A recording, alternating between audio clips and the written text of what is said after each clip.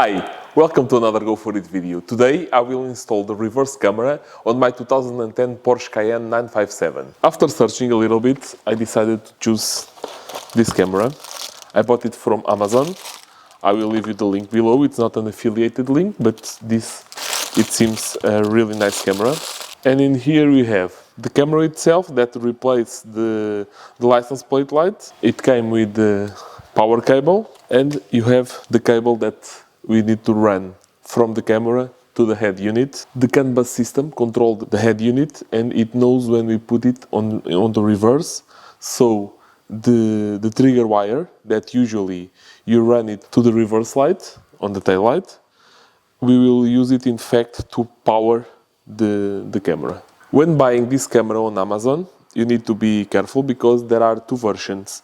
One with 77 millimeters from side to side and 32, and the other one, that it is this one, it has 84 with 32. I measured first on my car, the license plate light, it has the 84, so this is the right version.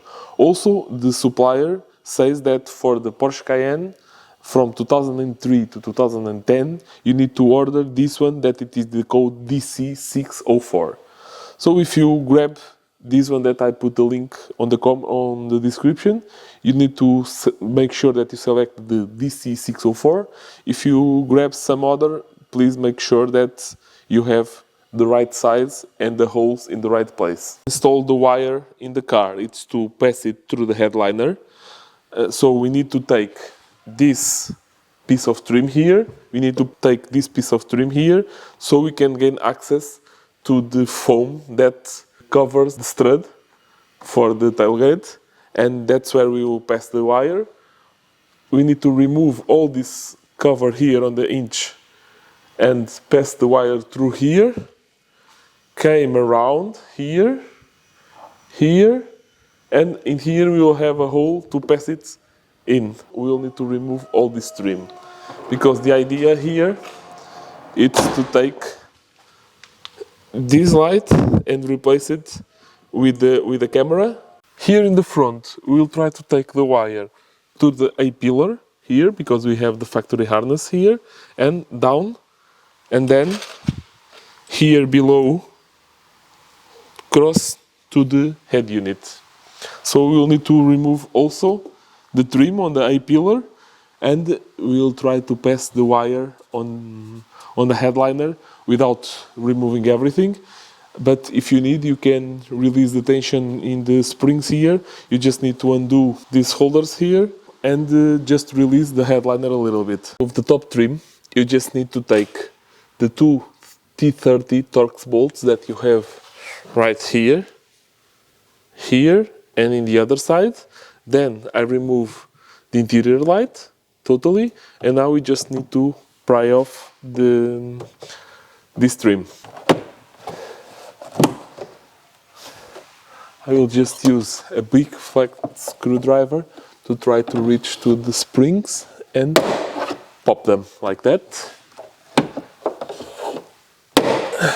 Also in here, in here.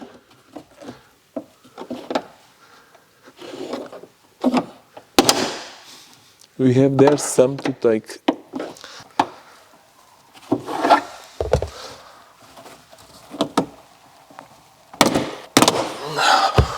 Here you can see them. We have a lot of springs to take. The next one is this side trim that it is held in place with the same type of springs.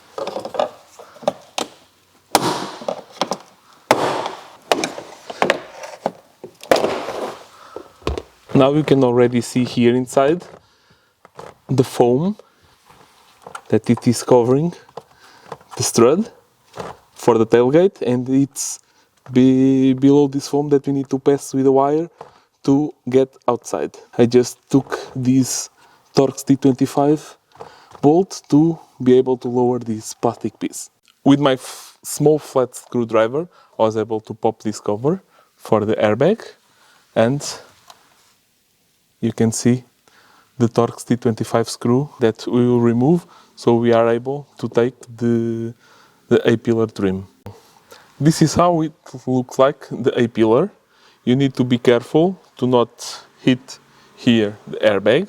So you have here the factory harness, and we will run our wire, attach it to this one, down, and then below the steering wheel and to the head unit. I have already opened here also this side trim that covers the fuse box, and this will be really easy to route the wire down here. Well, while I'm here, I will also remove the trim and start to remove the head unit. So in here it will be all ready to connect. So as you saw on my install video, we just need to pry this trim around, really careful, like this. We don't want to damage it. Now we have the 4 Torx T20 bolts in there, and in here we are ready to pass the wire. Wire is already in here. As you can see, it came from down here, and it comes right here to the A pillar. It's this wire here that is zip tied here and here. Definitely the worst part is to pass it here on the headliner. You can use like a electrical wire puller, but I have one, but I lost it, so I use the electrical wire, and I first pass it from the A pillar here to the rear, and then from here to the back. Now we can keep going on the rear to pass the wire until the position. So in the rear we have already the wire coming here, so we need to pass it through this foam here on the side to grab it in here and keep going. Let's now remove the side trim. We just have 2 Torx T20.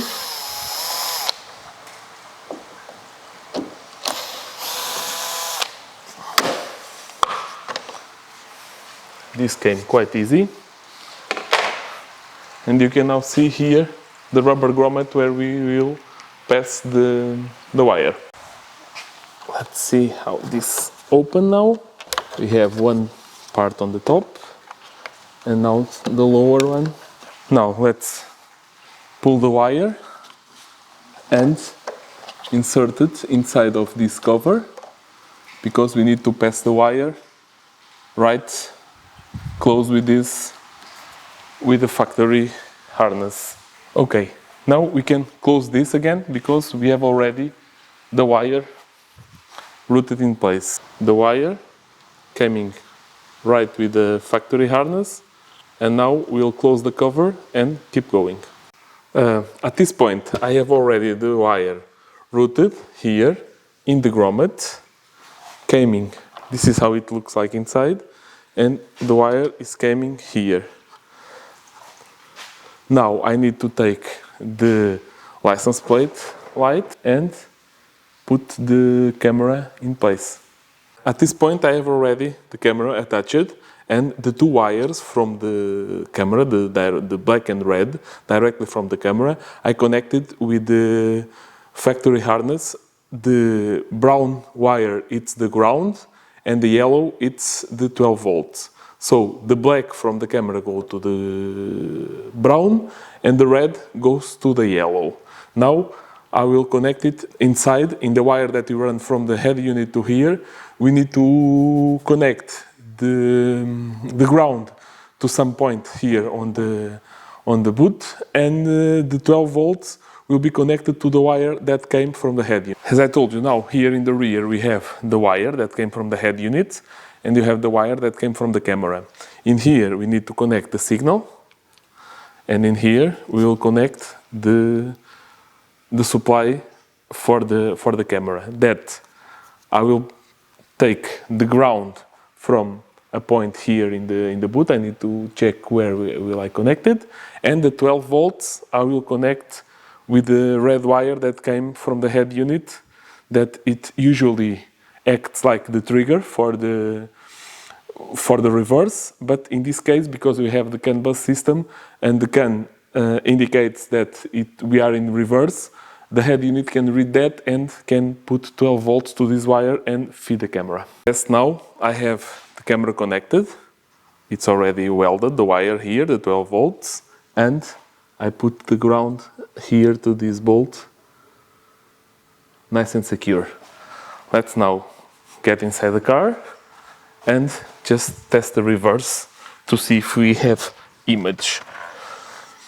Because here inside I have already connected our wire with a quick connector to the wire that says camera B+. Let me see if I can focus this.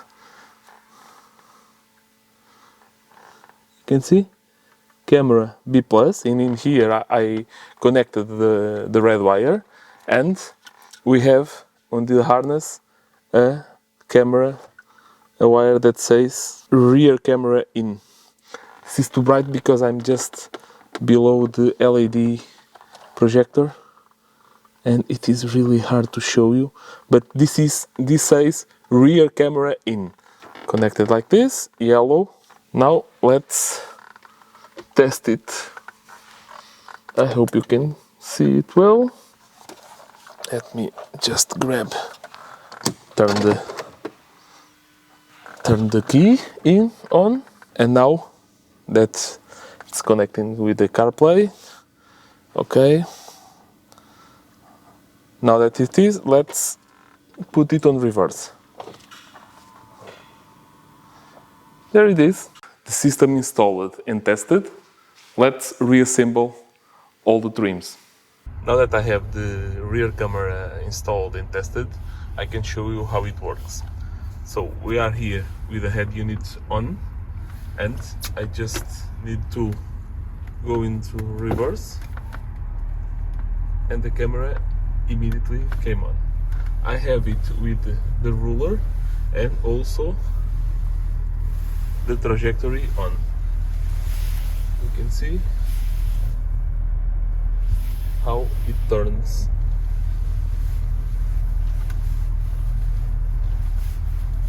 Now, after I installed the camera, the lines were not here. How can we turn them on? So we need to come to the settings.